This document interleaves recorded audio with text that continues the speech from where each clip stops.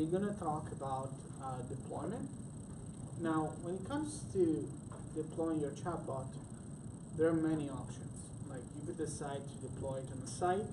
You might decide to deploy it on Facebook Messenger, Slack, virtually anywhere, right? You could deploy it as a Twitter chatbot, or you could maybe use WhatsApp, WeChat, doesn't matter. Here's the thing. Realistically, any deployment will require a little bit of coding.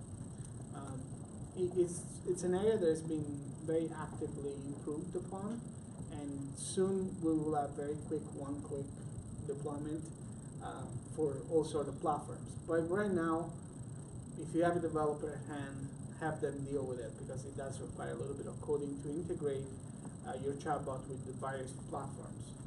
However, we realized that we wanted to provide one simple way to deploy chatbots, and we figured most people, well, a lot of people, use WordPress as their site, as their content management system.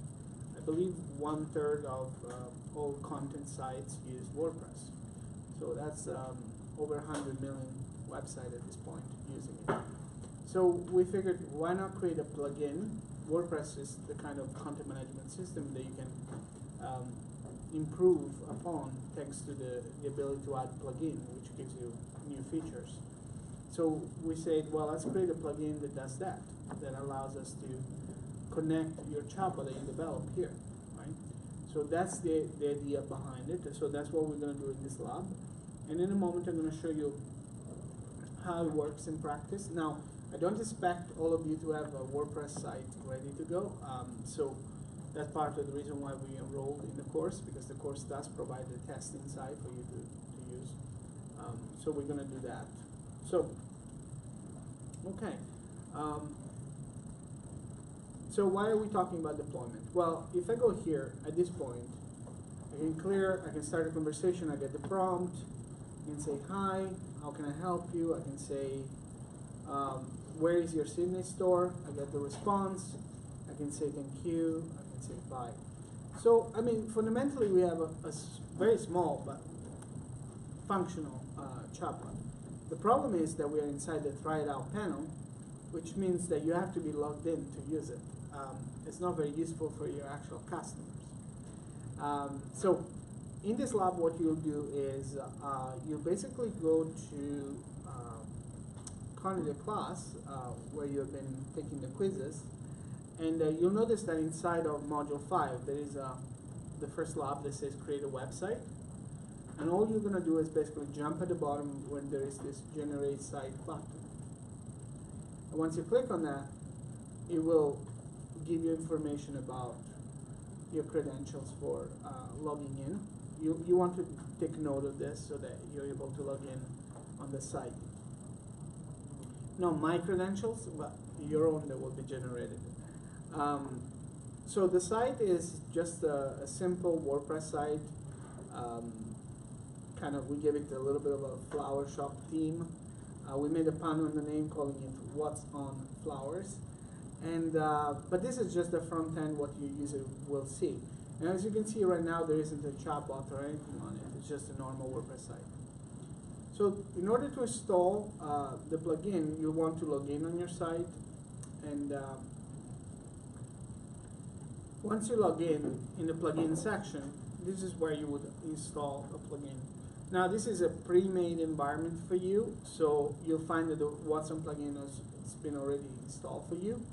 But I'll show you what it would normally look like otherwise. I'm going to just do it on a different side of mine. The What's on plugin is built for IBM? We built it, yes. Okay. And we can use it on any other WordPress website? You can, yeah, you can use it on any WordPress site. See here, it's just one of my personal blogs, and I can click Add New in the plugin section, and then I can search for it, right? I can say Watson Assistant, and I'll find it and click Install Now, and that's it. There's no coding, there's nothing advanced. I'm just installing the plugin. Now, in this lab, because you get this ready-made environment for you, it's already installed. All you have to do is activate it, as I will do here. So now I activated it. I can go over here on this side, what's an assistant. I have 3 options here to customize this. But the tab that we're really interested in is the setup chatbot. And the first page is just the kind of information. The one that we're interested in is the plugin setup. So here I have a couple of options. I have username and password or API key. I don't know which one is which for my workspace. So I'm just going to go here. I'm going to click on this little French horn icon of sort. So just the icon under the build. And this is the credential page. You'll see here I have an API key. So because I see API key, I'll use the API key method. If it said username and password, I would use those. So what I'm doing is just going to copy over this and click Enable Chatbot, put the key, then I'm going to copy the workspace URL because I need to specify which workspace is going to be connected to the site, and then click Save Changes. I get a message that says your chatbot has successfully connected to your WordPress site. I can click that. So now I see this chat with me icon here. And I see my chatbot there. And I can have the same conversation, only this time it's live and it's a site that I can give to people. So I can say hi, and say what are your hours of operation, and I get to click the link to the site. I can specify a specific city, so I can say where is your Sydney store. I'll get the location. I can thank the bot and I can say goodbye. So in not much time, with no coding whatsoever, we have a chatbot on the site, which is pretty cool. Now any change I do to my chatbot will be automatically reflected here. So I deploy once and forget about it, right? And I can improve the chatbot as much as I want, and customer will receive the best chatbot, the last chatbot live. I want to show you just some of the options that this plugin has because it's quite customizable. As far as the first tab, set up chatbot, there isn't much to it. It's just really this connecting it to your chatbot. The 2 options that are more interesting are customize plugin. So here I can decide how long should we wait before the chatbot is shown on the page. 0 seconds is the default, which means it shows up right away. I can decide that it shows up on all pages or just on selected pages that I want. And then I can customize the look of it. By default, it's in the bottom right corner because that's customary for chatbot, but I could put it anywhere else. I can also decide that, you've seen when I loaded the site, it was started minimized, but I can say no, I don't want to minimize. And when I do that, and I'm going to have to open a new window, but if I go here and try it again, this time it will start open. Open is kind of a good default if you're trying to engage your customer more and get them as many as possible to use your chatbot. Minimize is a little more discreet and less intrusive, if you will, but this will definitely lead to more people using it. So next, what we can customize is how it's shown. If it's shown on the full screen, for example, if they're using a mobile device, you might want to, there isn't much room on a mobile device, so you might want to show it full screen there. You can choose whether to show a send button, which will be this little button here in the corner. You can customize the name here. I gave it to Florence, the chatbot, but you can call it whatever you like. We can customize the fonts, the colors, of course, green, and the size. We can make it smaller or larger. Large is probably the best option because you get a little bit of breathing room. And then we can customize also the button that you saw when it's minimized. You can decide whether it's left of the text or right of the text. Obviously, if you're using a language like Hebrew or Arabic or left to right, it just makes more sense to maybe switch the icon position. You can change the label, of course, the size, just the standard options. And just to show you, the idea is that when the user presses this little arrow down, it will disappear, minimize it. And by clicking on the bin, it will basically clear and restart the conversation. One thing that is worth noting is that if you move around, you go to other pages, this will follow along with the existing conversation, so it's not lost. When you go to the advanced features, is where a lot of the magic happens. So this is talking about new features, the fact that you can embed images, you can add options, so you can add buttons. Instead of waiting for the user to give you an answer, you could give some specific options to pick. And pause. Pause is just basically you show 3 little dots as if the user is typing instead of being a chatbot, being a person. It's not that useful, generally speaking. It's useful when you're making, for example, an API call to some kind of server where it's going to take seconds to get a response, so you want to show to the user that a response is coming. This tab is very interesting. It's a usage management tab. I would like to call it really the budget management tab. So remember how I say you get 10,000 API calls for free? So you might want to say, well, I want to stop the chatbot if we go over that limit. So I could enable that option and say, don't go over 10,000 API calls per month. Or I could set a limit per day. I can then, by default, not show the chatbot if we go over the limit. Or I can specify a message and say to the user, we're over capacity or something like that. Alert somebody to decide if that's happening, or can you inform somebody in the company chatbot that you're reaching limits? Sorry, I didn't quite catch the first part of the question. So can you alert somebody instead that you're reaching limitations, or kind of monitoring things, or? Right now you can't, but that's a very good suggestion for a feature. Yeah, you should probably send an email to the owner of the. Yeah. Is this an open source plugin? We can go and edit it? Yeah, you can contribute to it, for sure. But, I mean, most people are not so much concerned with the total limit, though you can set it, of course.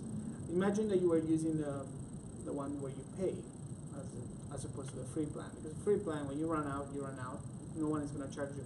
You haven't provided a credit card, no one is going to charge you. If you provide a credit card and using the paid plan, now you're a little more concerned about some kind of abuse. So yeah, this becomes a useful feature. You can literally do the math and set a budget for how much you're willing to spend on this. But the other one, which is very interesting, is the limit per client. So you don't want one person to come to your site and continuously spam your chatbot and run up all the 10,000 APIs or whatever your limit is for if you're paying for it. So you have the option to set a limit here, and you can decide that maybe no one should ask more than 200 questions per day, right? I mean, they can get creative. Maybe your chatbot covers a lot of ground, but no one is going to ask 200 questions to a chatbot. No real customer. And of course, whenever you make any changes, make sure you click the Save Changes to save it. One other option that is kind of cool is the voice calling option. So here I can provide no phone number, and when I do that, and I refresh the screen, you'll see there's no icon for a phone number. But if I do provide a phone number, let's say,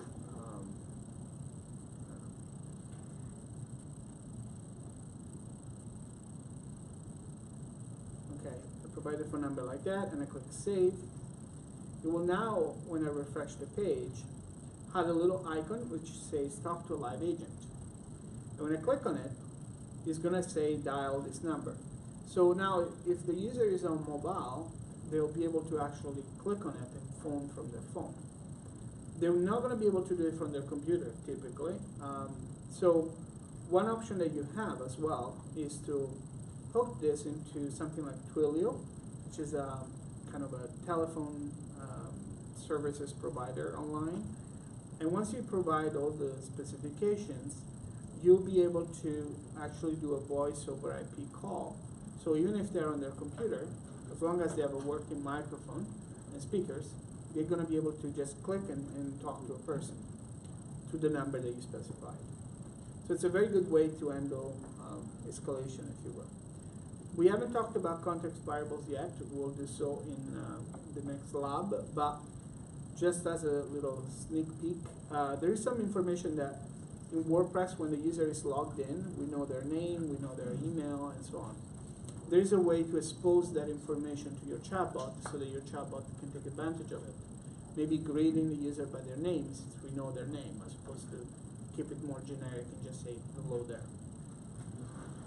So that's really, for the most part, it. One thing that if you're looking for, you can search for Watson Assistant WordPress. If you're looking for it, and you can find it on their marketplace of plugins, and it's free, of course. And you can read more about the installation process, support. Installation, honestly, is very easy.